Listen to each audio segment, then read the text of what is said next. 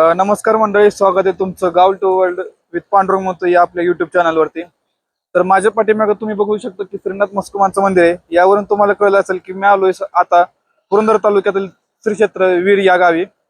वीर हे श्रीनाथ मस्कोबा आणि माता जोगेश्वरी यांचं तीर्थक्षेत्र म्हणून ओळखलं जातं. यांचं इथं खूप मोठं मंदिर आहे, जे तुम्ही माझ्या पाठीमागे पाहू शकता.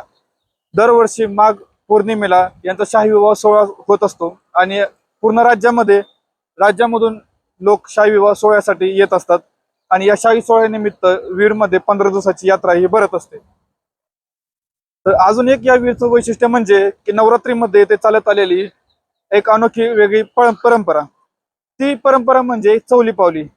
तर ती परंपरा नक्की काय आहे आणि सध्या नवरात्रीमध्ये वीरमध्ये कसा उत्सव चालतो नवरात्रीचा, ते मी तुम्हाला आज या व्हिडिओच्या माध्यमातून दाखवणार आहे. चला.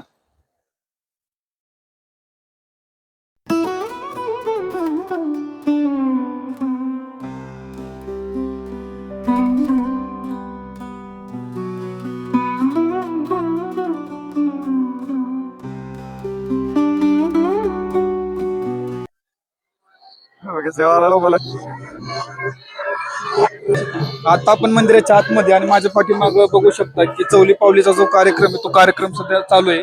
तर माझ्यासोबत गोंधळी भाऊ आहेत निलेश, यांना आपण विचारूयात की नवरात्रीमध्ये 9 दिवसांमध्ये या मंदिरामध्ये सकाळपासून ते संध्याकाळपर्यंत पूर्ण कार्यक्रमाची रूपरेषा कशी असते आणि कशा पद्धतीने यांचं नियोजन असतं.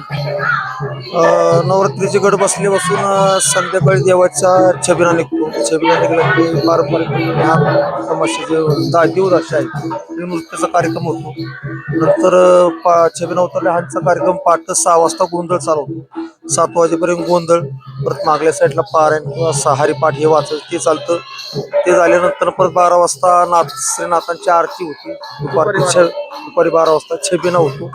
छबिना झाल्याच्या नंतर 1:30-2 वाजता आज तिसरी माळ. आज श्रीनाथांचे भक्त कमलसिद्ध त्यांच्या विठीला नाथसाहेब पालखी बसून काठी पालखीवरती इथं मंदिरात जाती भेट प्रत्येक माळाला वेगवेगळे भेटाभेट होती. आणि हे झाल्यानंतर नंतर 8व्या माळाला एकदा भेटाभेट आली की छबिना उतरला की प्रति नृत्य चालू होतं देवदाशींचं. नंतर 6 वाजता आता आमचं एक 5-10 मिनिटात गोंधळ चालू होईल ते 7 वाजेपर्यंत गोंधळ. परत संध्याकाळी हरिपाठ चालू होतं मागं.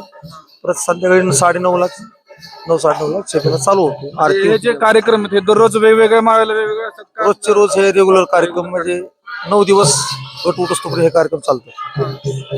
आता माझ्या पाठीमागं जो चौली पावलीचा कार्यक्रम चालू आहे, तर ह्यामध्ये म्हणजे ही परंपरा जी महाराष्ट्रामध्ये सध्या कुठं नाही, आपल्या इथे आपल्या तालुक्यामध्ये काय याचं वैशिष्ट्य नक्की काय? म्हणजे जुनी परंपरा ही म्हणजे एक नृत्य देवदाशी एक देवाच्या पुढे एक नृत्य करणे किंवा देवाचं थोडक्यात देवाचं छबिना किंवा आरती झाल्याच्या नंतर एक देवाचं मनोरंजन किंवा एक देवाची सेवा म्हणून गाणं म्हणून सादर करणे.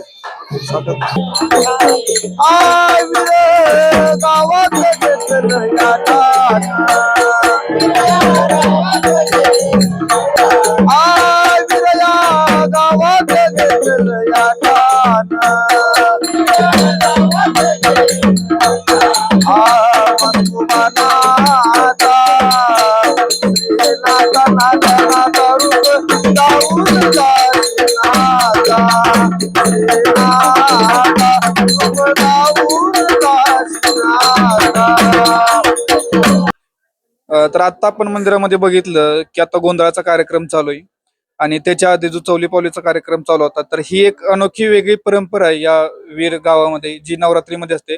फक्त वीरमध्येच नाही तर आजूबाजूच्या 2-3 गावामध्ये ही परंपरा आहे. म्हणजे जसं माहूर झालं, जसं परिंचे झालं किंवा मोरवे झालं, नवरात्रीमध्ये या ठिकाणी देवळामध्ये हे कार्यक्रम वगैरे केले जातात. तर माझ्यासोबत जे कार्यक्रम करतात तर त्यांचे जे मुख्य आहेत ते माझ्यासोबत, आपण त्यांना विचारूयात की ह्या कार्यक्रम म्हणजे नक्की तुम्ही कधीपासून इथे येत आहे आणि नक्की म्हणजे आमचे आजी पिढी गेले तेव्हापासून जे करते ते आता आम्ही 12 वर्षाच्या असतापासून आम्ही इथंही नाच कामाचा धंदा करतो आणि या देवाला आम्ही असल्याशिवाय त्यांची जत्रा पण भरत नाही.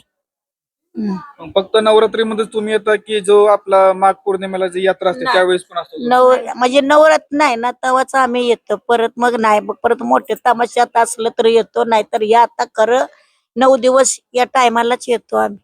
म्हणजे इथं तुम्हाला बोलवलं जातं की तुम्ही स्वतः? हो, ती मालकीनबाई आहेत ना, ते आमच्या घरी येतात, ते आम्हाला बोलवून घेतात. मग आम्ही मुली गोळा करून ह्या देवाची आम्ही हाजरी करतो आम्ही म्हणजे हा